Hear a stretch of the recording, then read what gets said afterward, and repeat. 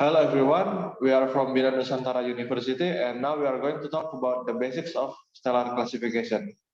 First, let me introduce our team. There is Felix Daniel as speaker 2, myself, Raymond Senggo as speaker 1, and Vito Julianto as speaker 3. There are also our lecturer, Mr. Felix Indra Kurniadi and Mr. Budi Juwarto. Firstly, stellar classification is a process to identify, analyze, and measure stars, quasars, galaxies, and other space objects, and also assign them into a certain type of group.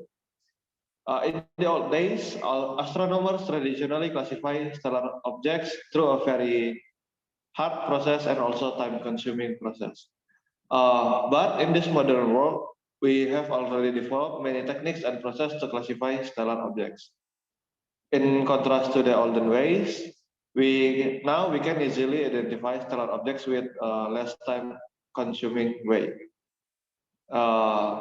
In this paper, we are going to discuss about the basics of classifying process in stellar classification. The first part is introduction.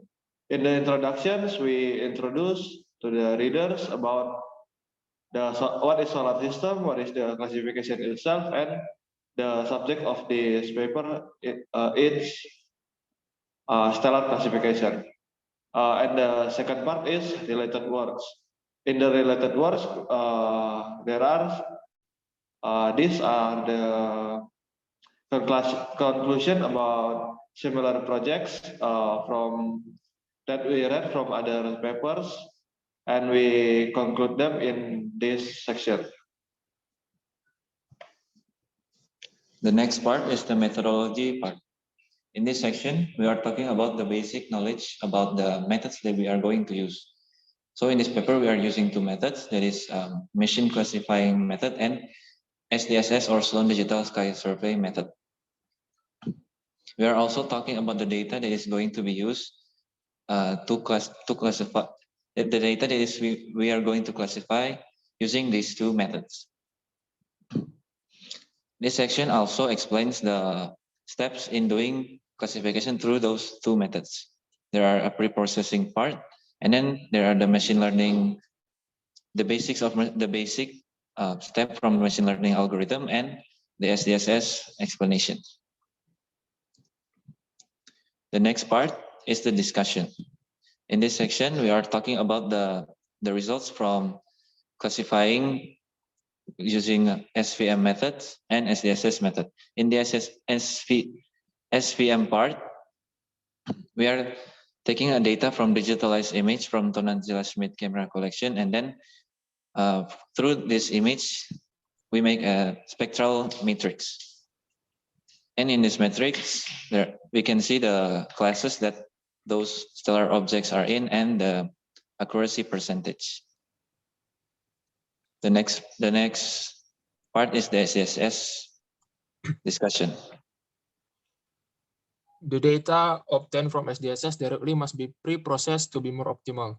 And we can use this formula to help us in working on the future matrix later. And we will use the visualization by using RapidMiner software. And here's a visualization by class and stellar object ID. The one in blue is the galaxy class. The one that is green is the quasar class. The orange one is a star class. And then the result part. In the result part, we take two techniques to serve as examples in the stellar classification process. The first one is SVM, where the techniques can solve complex problem. And the second technique is to use SDSS to obtain effective result. And then conclusion. This paper only took two classification examples described above. Each technique has its own advantage and disadvantage. Usually to do a more accurate classification, researcher will combine several techniques to create a more accurate and faster classification method. A good classification is a classification that can be done accurately and also quickly, because the development of each study aims to find a better process than before. And these are the references that we use when we made this paper.